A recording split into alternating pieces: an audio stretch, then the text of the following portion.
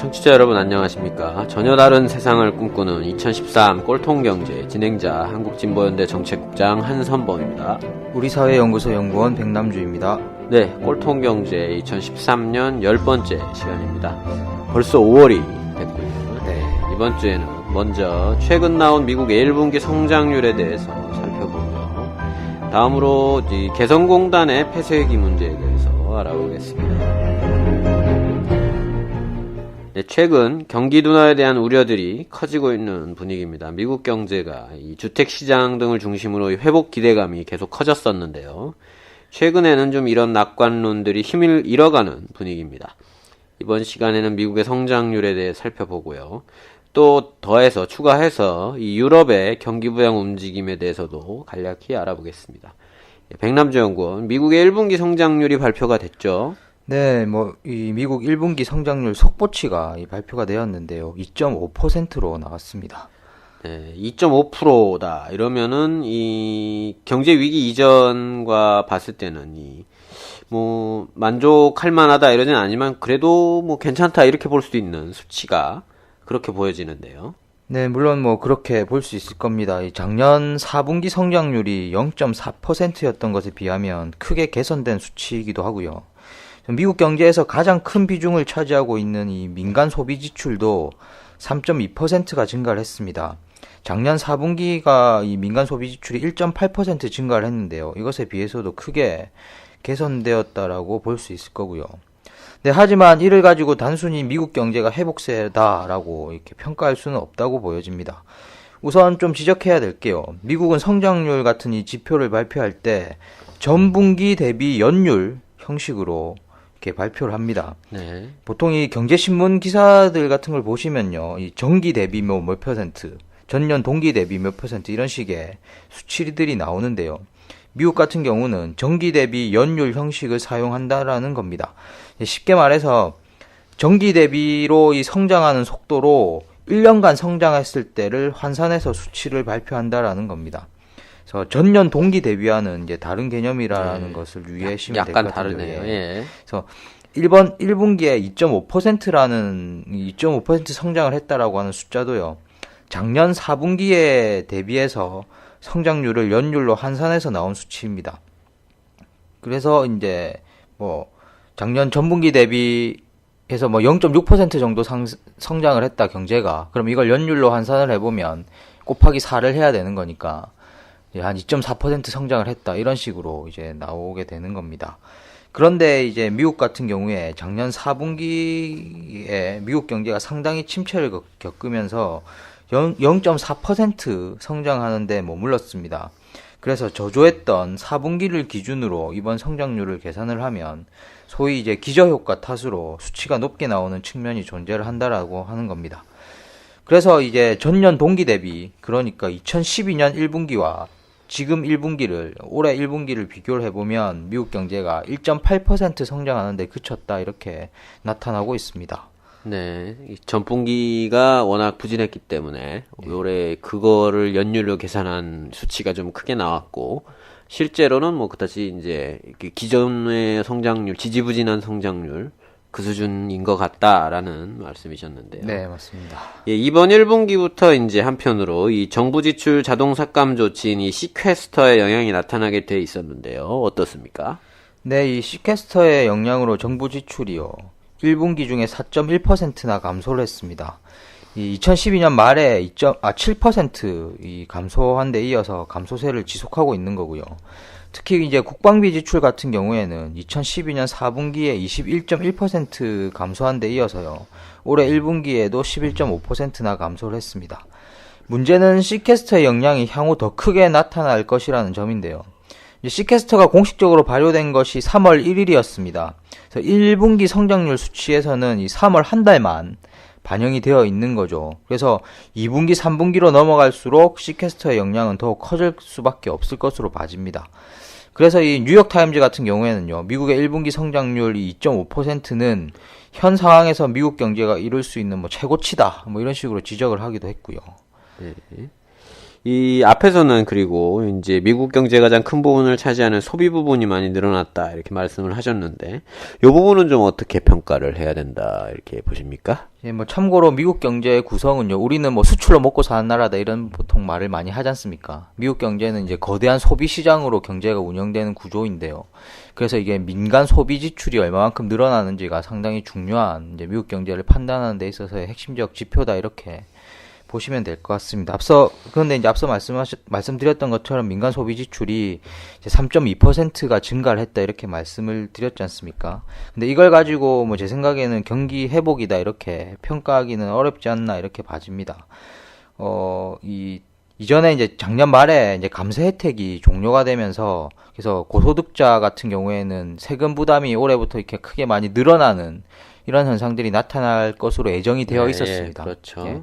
그래서 이제 기업들이나 이런 데서 이제 세금 인상을 대비해서 연말 배당을 크게 많이 늘려버립니다. 그래서 이제 올해 돈을 많이 받게 되면 세금이 늘어나가지고 이제 세금을 많이 내야 되니까 그걸 대비해서 작년 말에 배당을 많이 했다라고 하는 겁니다. 그러니까 이제 개인 소득이 작년 말에 이렇게 많이 늘어났을 테고 요 늘어난 소득이 이제 민간 소비 지출을 좀 늘리는 이런 이제 형태들이 좀 나타난 것으로 봐집니다. 그래서 이게 결국에는 이게 이제 일시적인 요인이라는 거죠. 이게 작년 말에 있었던 배당 때문에 일시적으로 나타난 요인이다 이렇게 평가를 하는 게 맞는 것 같고요. 다시 이제 1분기 같은 경우에는 개인 소득 같은 경우가 오히려 5.3% 줄어서 2009년 3분기 이래 최대 감소폭을 기록을 했습니다. 이 말은 뭐냐면 이제 작년 말에 소득이 많이 늘어난 상태였을 테니까 이게 다시 조정되는 국면으로 많이 이제 1분기로 넘어오면서 많이 떨어져 버린 거죠, 개인 소득이. 그래서 이제 이거는 전체적인 소비 지출이 늘어나는 건 일시적인 요인이다. 이렇게 좀 평가를 해볼 수가 있을 것 같습니다. 그리고 또 한 가지는 이제 1분기 성장률 지표가 나온 이후에 발표된 3월 개인 소비 지출 같은 경우에는요. 전월 대비 0.2% 증가하는 데 그쳤고요. 2월에 0.7% 증가에 비해서는 둔화되고 있는 흐름이 계속 나타나고 있습니다. 그래서 전체적으로 이 최근 취업률과 이 소매 판매 수치가 미국 같은 경우에 떨어지고 있는 추세인데 시캐스터 역량이 본격 반영될 예정이어서 2분기 미국 경제의 성장세는 더욱 둔화될 것으로 전망이 되고 있습니다. 대다수의 전문가들이 미국 경제가 한 1%대 성장을 하지 않겠냐 이렇게 보고 있는 추세이기도 합니다. 네. 예, 최근에 미국 경제 지표들이 좀 부진한 걸로 나왔었는데, 이제 GDP까지 이제 크게 개선이 안 되니까, 이제 출구 전략을 해야 된다, 이런 주장은 좀 들어가는, 뭐, 이런 분위기인 것 같은데요. 네, 그동안 미국 내에서는요, 이 주택 경기 등이 살아나는 모습을 보이면서 경기 회복에 대한 기대감이 커져 있었던 상황입니다. 그러면서 이제는 뭐 출구 전략, 즉 이제 풀렸던 돈을 그대로 두면 물가 상승 압력이 크게 나타날 것이니까 이를 해소할 계획을 세워야 하는 것 아니냐라는 의견들이 나오면서 이 부분에 대한 논쟁들이 되고 있었습니다. 하지만 이번 성장률 발표와 이후 이어지는 이 경제지표의 부진 등으로 인해서 이러한 출구 전략에 대한 주장과 이 미국 경제에 대한 낙관론이 힘을 잃고 있는 이런 모습이다 이렇게 생각을 하시면 될 것 같습니다. 그래서 1일이었는데요. 이 미국 시간으로 이 미국 연방준비제도 소위 FRB에서 통화정책 방향을 결정하는 이 연방공개시장위원회 소위 이제 FOMC라고 보통 이제 기사 같은 데는 줄여서 이야기를 하기도 하는데요. 이 회의가 이틀간 진행이 되었습니다. 여기서 이제 초저금리 기조, 지금 0%대 이 초저금리 기조와 매월 850억 달러, 우리나라 돈으로 하면 약 95조 원 정도 되는 이 규모의 자산 매입, 소위 말하는 양적 완화죠. 이걸 이제 기존의 이러한 경기 부양책을 유지한다라고 발표를 했습니다. 여기에 더해서 이 FOMC에서는요, 어떻게 성명서에서는 이제 연준은 고용시장이나 인플레이션 변화 전망에 따라 적절한 정책을 유지하기 위해서 자산 매입 규모를 늘리거나 줄일 준비가 됐다. 이렇게 이야기를 하고 있습니다. 그래서 자산 매입 규모를 늘리거나 줄일 수 있다라는 표현이 이제 뭐 정책 방향을 명확히 규정한 표현은 아니긴 한데요. 기존에는 이제 유동성을 해소하는 논의들만 이제 진행이 되다가 양적 완화 규모를 늘릴 수도 있다라는 내용이 들어간 겁니다. 그래서 현재 경기 둔화 우려를 반영한 것으로 이게 보여지는 대목이라고 평가할 수 있겠습니다. 네. 결국은 출구 전략은 조금 더 멀어지는 이런 분위기인 것 같고요. 네. 예, 다음으로 유럽 쪽 얘기를 잠시 해보죠. 이 재정 위기를 가장 극심하게 겪고 있고 그에 따라 긴축 정책을 강력히 주장해왔던 지역이 유럽인데요.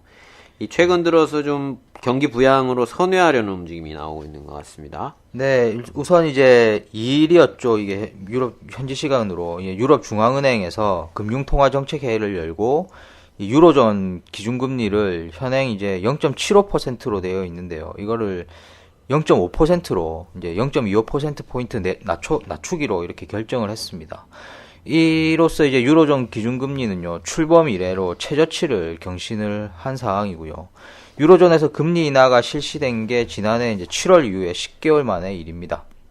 그리고 뭐 기존의 장기 대출 프로그램도 올해 연말로 확대하기로 하는 등 이런 전반적인 이 경기 부양 기조로 나아가고 있는 모습을 보이고 있습니다. 예. 유럽 중앙은행이 좀 오랜만에 이 기준금리를 내려서 경기를 부양하겠다 이런 기조로 나왔는데요.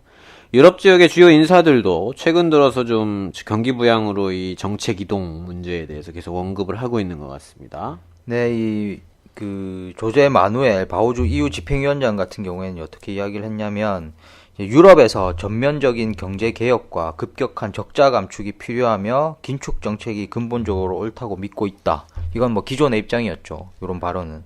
그런데 여러 측면에서 이러한 긴축 정책이 한계에 봉착했다고 본다. 이렇게 평가를 하고 있습니다. 그래서 이제 기존과는 다른 입장들을 이렇게 좀 보이고 있는 이제 긴축이 한계에 봉착했다. 이런 식으로 평가를 하고 있는 부분이 있고요. 지금까지 유럽은 경제가 어느 정도 괜찮은 독일이나 북유럽 국가들은 이제 긴축을 지지하는 이런 상황이었고요. 프랑스나 이탈리아나 이제 이 위기를 겪고 있는 이 남유럽 국가들을 중심으로 해서 경기 부양을 요구하고 있는 이런 상황이었습니다. 이런 상황에서 그동안 긴축 정책을 가장 강력히 주장해왔던 이 독일에서 경기 부양책을 용인하는 이야기들도 나오고 있는데요. 이 독일 메르켈 총리 같은 경우에는요, 여전히 금리 인상을 강조하고 있긴 하지만, 다만 메르켈 총리의 발언을 약간 인용해보면, 다만 자금이 필요한 유로 위기국을 위해 유럽 중앙은행 금리를 낮춰서 유동성을 추구할 필요가 있다, 이렇게 이야기를 하고 있습니다. 그리고 또한 그래서 이 발언은 이제 기존의 긴축 일변도 정책에서 이제 경기 부양에 대한 여지를 남겨두는 이런 발언으로 볼 수 있을 것 같고요. 또한 메르켈 총리의 최측근이라고 이렇게 평가되고 있는 이 경제 수장인 쇼이블레 독일 재무장관이나 레슬러 이 경제장관도 각각 이 유럽 위원회가 프랑스의 재정 적자 감축 시한을 늦출 경우 찬성할 것이다. 혹은 프랑스는 경쟁력 향상을 위해 할 수 있는 모든 것을 다하고 있다. 라면서 프랑스가 재정 적자 규모에 너무 얽매이지 않고 경기 부양을 해도 괜찮다는 식의 이런 발언을 하기도 했습니다. 예, 약간씩 이동하고 있다 이런 느낌을 받는데요. 네. 이렇게 이제 긴축에서 경기 부양 쪽으로 이 정책 방향을 좀 이동해가는 이유는 뭐라고 보십니까? 네, 이 유럽 중앙은행이 금리 인하 등의 양적 완화 조치를 단행하고 주요 인사들이 경기 부양에 대해서 언급하고 있는 것은 뭐 간단하게 말해서는 유로존 경기 침체 터널이 정말 끝이 보이지 않기 때문인 것이겠죠. 현재 역내 2, 3위 경제국가라고 하는 프랑스, 이탈리아는 물론 최대 경제국인 독일까지 마이너스 성장 가능성이 커지고 있는 상황입니다. 특히 이제 최근 스페인의 경우에는요, 공식적인 1분기 실업률이 27.16%를 기록을 했는데요. 37년 만에 최고치를 기록하기도 했습니다. 그래서 유럽 통계청이 이제 노동절 전날 보고서에서 유로존 실업률이 공식적으로 12.1%를 기록을 해서 95년 실업률 발표 이후에 최고 수준을 나타냈다라고 이렇게 발표를 하기도 했고요. 유럽연합, 유로존이 아닌 유럽연합 27개 회원국 전체의 3월 실업률은 10.9%로 여전히 고공행진 중입니다. 특히 심각한 건 뭐 우리나라도 마찬가지인데요. 25세 이하 청년 실업의 실태인데요. 그리스의 경우에는 1월 말 기준으로 청년 실업률이 59.1%를 기록을 하고 있습니다. 스페인의 경우도 55.9%를 기록을 하고 있고요. 거의 뭐 절반 이상은 공식적으로 취업이 안 되는 거고, 뭐 비공식, 그러니까 뭐 아르바이트나 단기 일자리 이런 것까지 다 좀 안정적이지 못한 일자리까지 다 치면 거의 대다수의 청년들이 취업을 못 하고 있는 이런 상황이라고 볼 수도 있을 것 같습니다. 유로존 차원에서의 청년 실업률은 평균적으로는 24%를 기록을 하고 있는 상황이고요. 아시겠지만 유럽 국가들은 심각한 지금 재정 위기를 겪고 있는 상황인데요. 그래서 이 긴축 정책을 폈는데 긴축을 하니까 경기는 둔화되고 경기 둔화에 따라서 거치는 세금도 더 줄어들면서 재정이 더욱 악순환에 빠지는 재정이 더욱 악화되는 이런 악순환 국면으로 빠져 있는 상황이라고 보시면 될 것 같습니다. 그렇다고 경기 부양을 하면 재정 위기는 더욱 심화되겠죠. 그래서 유럽은 여전히 이런 딜레마에 갇혀 있는 이런 상황이라고 봐집니다. 네. 예, 미국 유럽 상황 살펴봤는데요. 전반적으로 정리를 좀 해주시죠. 네, 미국의 1분기 성장률이 연율 2.5%가 나왔는데요. 이는 지난 4분기 성장률이 매우 낮았던 데 따른 기저효과에 따른 것으로 봐집니다. 그리고 이 자동 긴축, 즉 이제 시퀘스터의 영향이 나타나서 성장률을 제약하기 시작했고요. 소비 지출이 늘어났다라고 이야기를 하고 있는데 앞서 이야기 드렸던 것처럼 작년 이제 세금 감세 혜택이 종료가 되면서 기업들이 많이 배당을 늘린 데 따른 일시적인 요인으로 소비 지출이 늘어났다 이렇게 평가를 하는 게 맞는 것 같다 이렇게 봐지고요. 그리고 이 경기 침체에 지친 유럽은 이 독일까지 마이너스 성장이 예상되고 있는 상황이고 점점 이 부양론이 힘을 받고 있는 상황입니다. 그래서 이제 모두 재정위기와 경기 부양이라는 딜레마에 빠져 허덕이고 있는 상황이고요. 당장의 이 뾰족한 해법이 보이지 않습니다. 그러니까 이 결국 꺼낼 수 있는 카드라고 하는 것이 제한적이고 이 무작정 돈을 뿌리는 정책 외에는 없어 보이는데요.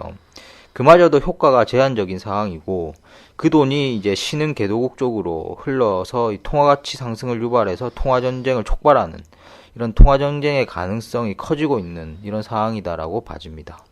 네, 백남주 연구원 수고하셨습니다. 네, 감사합니다. 네, 지난 한 주간 개성공단의 상황이 더 악화되면서 이 공단 폐쇄라는 최악의 결과가 나올 가능성이 높아지고 있습니다. 오늘은 현재 개성공단 상황에 대해 알아보도록 하겠습니다. 한국장님, 정부가 이 지난 4월 26일에 개성공단 잔류인원 철수를 이제 통보를 하면서 이 잔류인원을 철수하는 조치를 발표를 했습니다.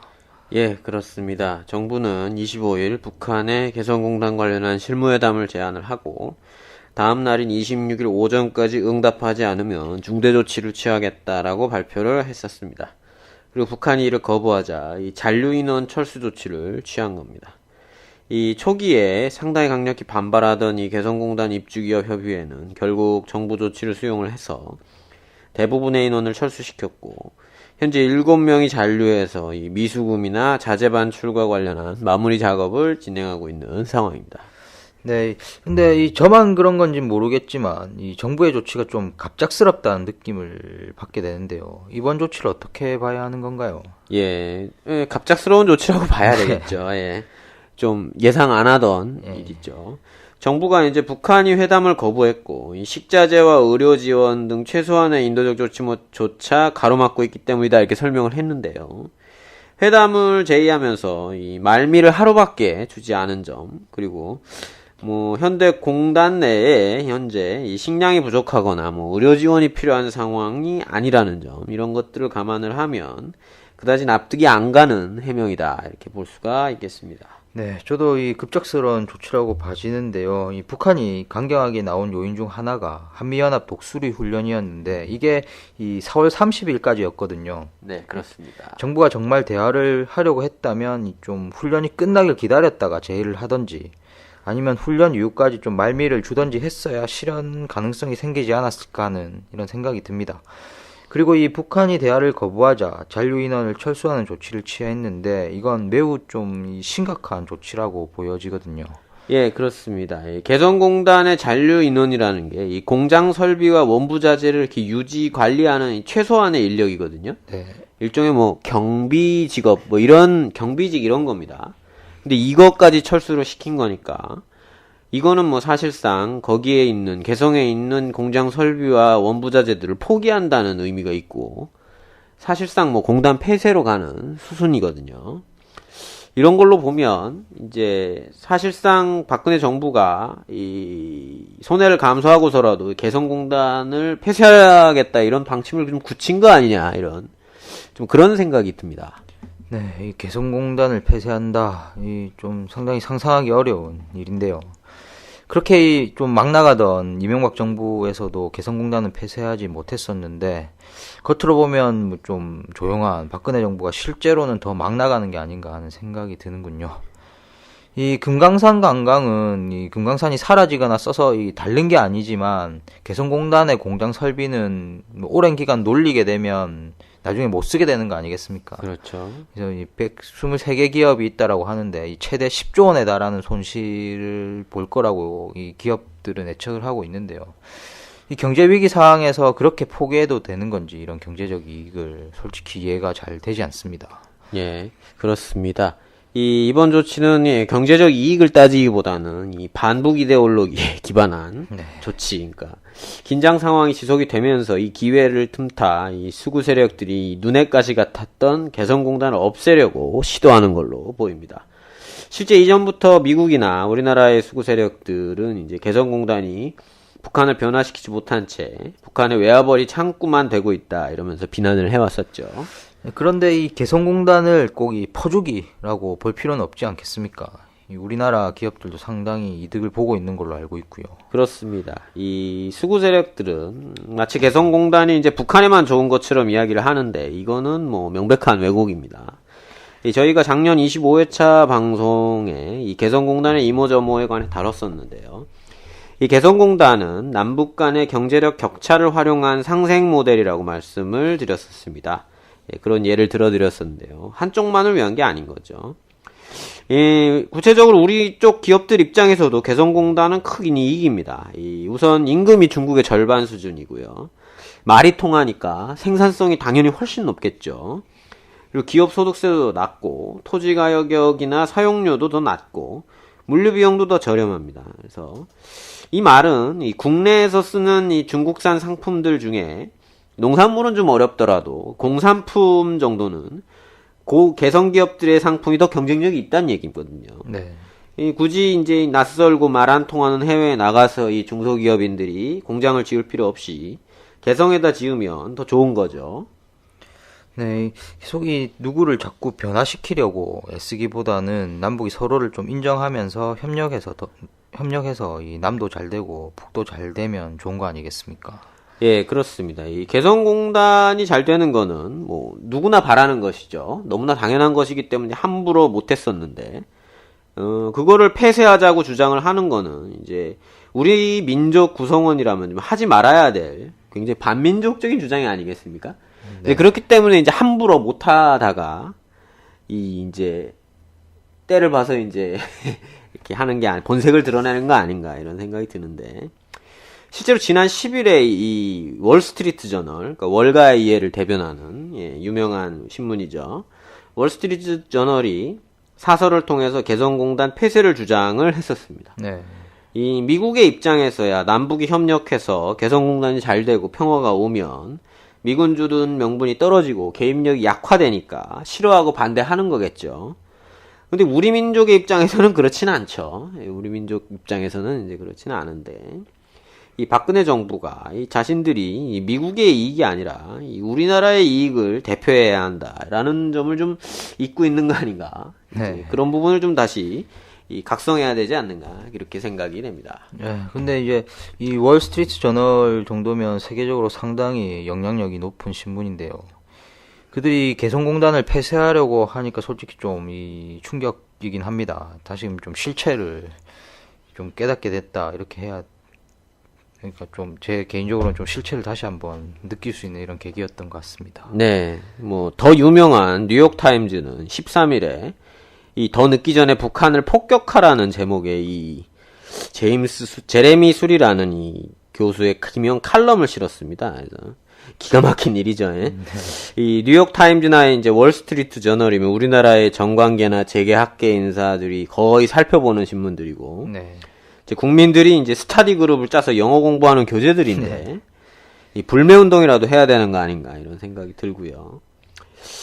그래서 너무 이제 우리나라가 이제 미국의 어떤 그런 언론이나 이런 것들에 대해서 이렇게 좀 무비판적인 경향이 강한데, 이 청취자 여러분들 중에서도 이제 이런 사설이나 칼럼에 대해서 이렇게 섬뜩하다 이런 느낌을 받지 않으셨으면 스스로 좀 이렇게 경계를 하셔야 되지 않겠는가 이런 생각이 듭니다. 네.